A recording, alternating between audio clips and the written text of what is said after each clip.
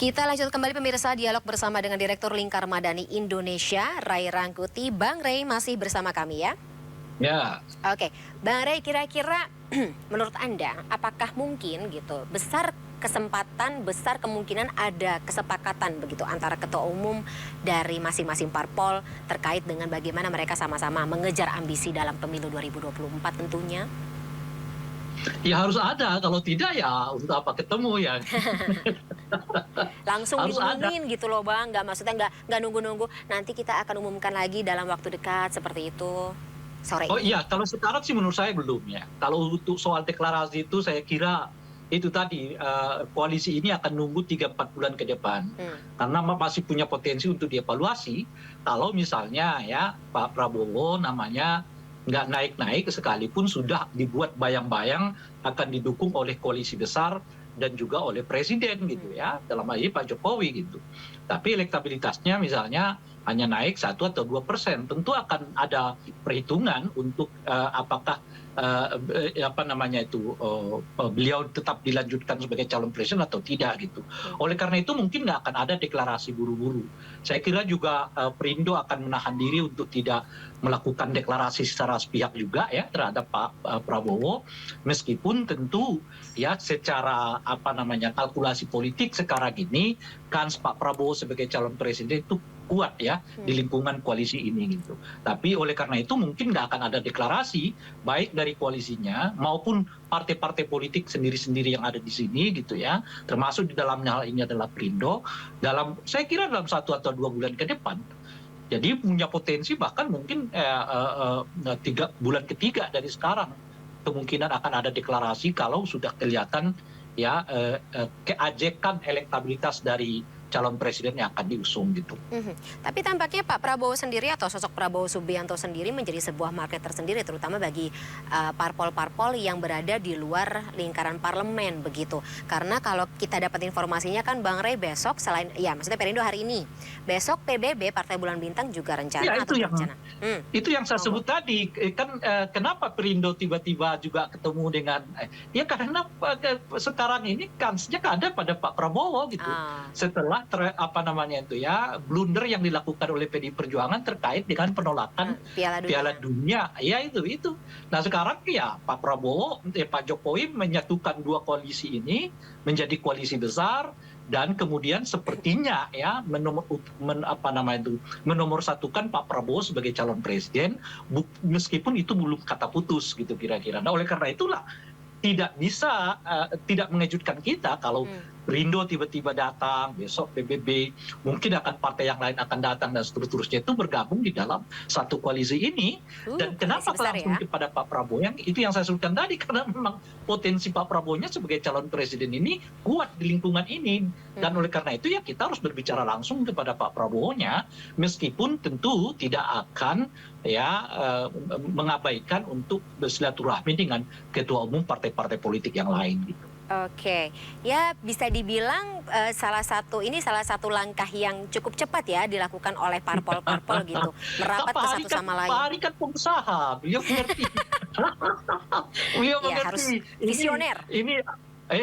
Ini udah mulai bisa dijual apa enggak ya kan paham lah beliau itu kan kapan dijual kapan dibeli gitu ya. Gerak cepat Saya kira ya, udah insting pengusahanya juga jalan dalam hal ini gitu. Nice. Nah, berarti Bang Ray, ada kemungkinan juga nggak ketika kita bicara mengenai ada 3 koalisi besar saat ini begitu ya, walaupun ada 2 koalisi ini juga masih saling menggoda satu sama lain ya, terutama yang berada di bawah pemerintahan begitu, yang dekat dengan Pak Jokowi sendiri sebagai presiden.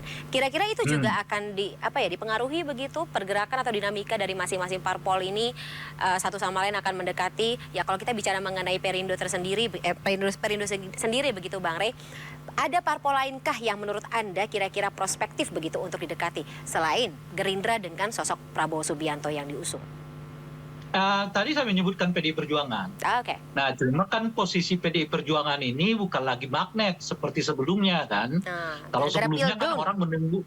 Ya, sebelumnya kan PDI itu seperti ditunggu banyak pihak lah, ya kan? Kira-kira gitu ya. Tapi lagi-lagi setelah blunder Piala Dunia itu, nah magnetnya diambil alih lagi oleh oleh Pak Jokowi ditaruh di koalisi Indonesia Bersatu dan juga di apa namanya itu koalisi Indonesia Raya yang besar kemungkinan akan dilakukan koalisi besar ini gitu ya. Nah, oleh karena itu posisi PDI Perjuangannya sekarang bukan lagi dicari tapi mencari gitu. Dan yang tersedia bagi PDI Perjuangan itu tinggal dua kan, masuk ke koalisi perubahan yang digagas oleh Nasdem, PKS dan seterusnya itu gitu, atau ikut dengan koalisi yang mungkin akan jadi ini, yaitu koalisi besar ini gitu ya. Nah, tinggal kita baca-baca tentu saja. Kalau secara politik rasanya akan sulit bagi PDI Perjuangan untuk ketemu dengan koalisi Nasdem ya, PKS macam-macam itu gitu ya. Dan oleh karena itu meskipun ada dua koalisi kemungkinan di luar PDI Perjuangan, ya, yang tersedia itu kansnya adalah di koalisi Indonesia Bersatu maupun di koalisi Indonesia Raya ini atau yang kemungkinan besar akan bergabung ini gitu ya. Nah, cuma karena PDI-nya sifatnya mendatang, bukan sifatnya didatangi, tentu daya tawarnya juga berkurang. Beda dengan kemarin-kemarin gitu ya. Sehingga itu tadi yang saya sebutkan tadi, kalau sebelumnya Ganjar Pranowo punya potensi dicalonkan sebagai calon presiden berkat elektabilitasnya yang sangat tinggi gitu ya. Sekarang karena mungkin partai politik pendukungnya sekarang ini mencari, ya potensi paling tingginya itu adalah di wakil presiden, bukan lagi di calon presiden. Itulah saya sebutkan tadi itu mengapa Prabowo ya sebagai calon presiden, dan ada 3 nama kemungkinan sebagai calon presidennya itu yang salah satunya adalah Ganjar Pranowo yang mungkin diusung oleh PDI Perjuangan. Tapi masih ada skenario yang lain. Apakah mungkin PDI Perjuangan misalnya berjalan sendiri, mengingat PDI sendiri punya apa namanya itu ya karcis lah, punya tiket untuk mencalonkan sendiri? Saya kira tidak. Itu blunder ketiga yang akan dilakukan oleh PDI kalau mereka mencalonkan sendiri. Di pilpresnya mungkin mereka akan tidak jelas, tidak akan dapat, tapi di pilegnya juga bisa turun drastis gitu. Oleh karena itu satu-satunya adalah pilihannya yang tersedia bagi saya melihat PDI Perjuangan itu adalah bergabung dengan koalisi besar ini, tetapi dengan daya tawar yang sudah jauh berkurang dibandingkan dengan yang sebelumnya gitu. Sebegitu besar ya dampaknya Bang Rey gitu, terutama terkait dengan penolakan Piala Dunia U20 kan kemarin seperti ya. yang saya sebutkan tadi, berjarak 2 hari loh. Presiden kemudian mempertemukan antara KIP dengan KIR. Apa sih, kenapa sih buru-buru? Ya presiden mau menyatakan dengan apa namanya, kan itu kan gaya presiden, nggak pernah mau vulgar. Tapi langkah-langkah ini membuat isyarat-isyarat yang seperti ini yang sering kita baca menunjukkan kejengkelannya gitu, kejengkelan beliau gitu loh. Oke. 2 hari setelah itu lalu dipersatukan ya kan. Oke, berarti ada dinamika lagi kan gitu, maksudnya kayak ada pergerakan suasana kebatinan gitu dalam internal PDIP yang tentunya juga bisa menjadi. Ya, kan jelas lah, misalnya kan Pak Jokowi sudah lama dikait-kaitkan dengan Pak Ganjar. Tiba di masalah ini Pak Ganjar yang maju ke depan yang seolah-olah berbeda dengan Pak Jokowi gitu. Ya gimana enggak, Anda rasa-rasain sendiri lah. Gimana Anda nggak jengkel ya, meskipun lagi-lagi saya sebutkan ya, jadi ini bukan apa namanya itu ya, bukan kata mati ya. Nah makanya mungkin besar kemungkinannya deklarasinya mungkin 2 atau 3 bulan ke depan, karena ini kalaupun ada jengkel, ada luka, bukan luka yang akan abadi gitu. Ini saya kira ini juga ada suasana hati seperti Anda sebutkan itu tadi, rasa jengkel yang tiba-tiba muncul, yang boleh jadi seiring dengan waktu juga itu bisa dilarutkan gitu. Jadi tinggal nanti komunikasi antara PDI dengan Pak Jokowi ya mungkin secara intensif akan dilakukan, sehingga dengan begitu akan ada titik temu, dan dengan bersamaan dengan itu ya akan ada juga skenario baru untuk soal pencapresan ini. Saya kira nggak mudah juga ya, orang apapun gitu ya memisahkan Pak Jokowi dengan PD itu nggak mudah juga gitu ya. Karena kan ya apa, di sebagian diri Pak Jokowi itu adalah ya PDI Perjuangan gitu. Oleh karena itu peristiwa katakanlah Piala Dunia U20 yang kemarin itu gitu ya, mungkin Pak Jokowi jengkel begitu, tapi mungkin seiring dengan waktu juga akan ada rasionalisasi atas suasana emosional itu gitu. soalnya katanya pepatahnya kan waktu bisa menyembuhkan, terutama kalau misalnya kita bicara mengenai kontestasi politik pasti sembuh gitu oleh waktu Benar tersebut ya. sekali.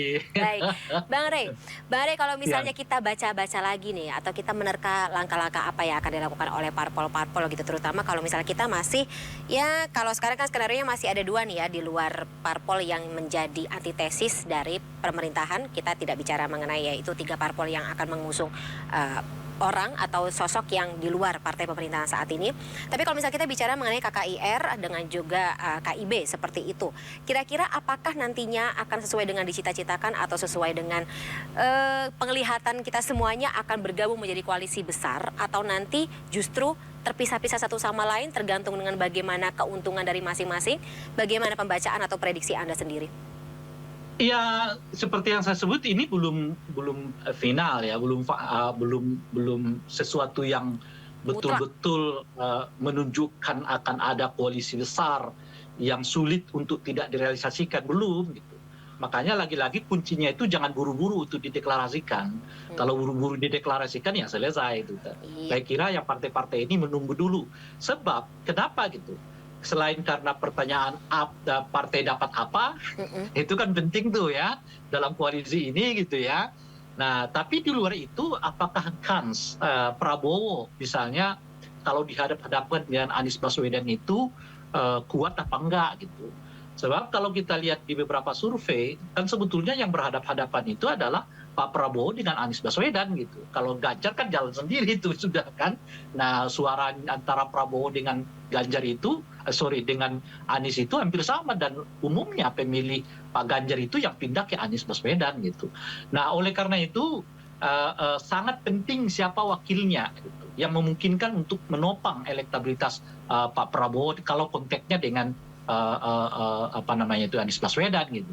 Sebab bacaan saya dari dulu saya mengatakan kalau Pak Prabowo dilawankan dengan Ganjar potensinya 50-50. Karena pemilih Anies mungkin akan menyumbang suara Pak Prabowo gitu ya. Tapi kalau Ganjar dilawankan dengan Anies Baswedan, Ganjarnya akan menang karena suara Pak Prabowo plus juga suara umumnya yang bukan memilih Anies itu ya numpuk di Pak Ganjar. Sekarang udah kelihatan kan sampai 30% dan seterusnya, padahal Ganjar belum melakukan apa-apa tuh kan kira-kira gitu ya. Nah, tapi sebaliknya kalau Pak Prabowo ya hadap-hadapkan dengan Anies Baswedan gitu, potensi menangnya justru kelihatan ada di Anies Baswedannya gitu. Nah, inilah yang harus diperhitungkan betul oleh koalisi besar ini nantinya gitu. Sehingga dengan begitu, itu yang saya sebutkan tadi, kuncinya adalah tidak buru-buru deklarasi gitu. Oke, Bang Rey, menarik ya melihat bagaimana pergerakan dari masing-masing sosok ini. Terus kira-kira kalau bicara mengenai suasana Ramadan ya silaturahmi bisa dilakukan dengan cukup berkah begitu ya. Semoga berkah tentunya untuk masing-masing dari parpol ini. Terima kasih Bang Rey atas insight-nya sore hari ini. Kita kawal ya sama-sama, kita lihat sama-sama bagaimana pergerakan dari para parpol ini ke depannya. Terima kasih sore hari ini. Sehat selalu Bang Rey. Kita ketemu lagi dalam kesempatan. Assalamualaikum, selamat sore. Waalaikumsalam warahmatullahi. Pemirsa, Breaking News masih akan segera kembali bersama dengan rekan saya David Silahoy. Tetaplah bersama kami.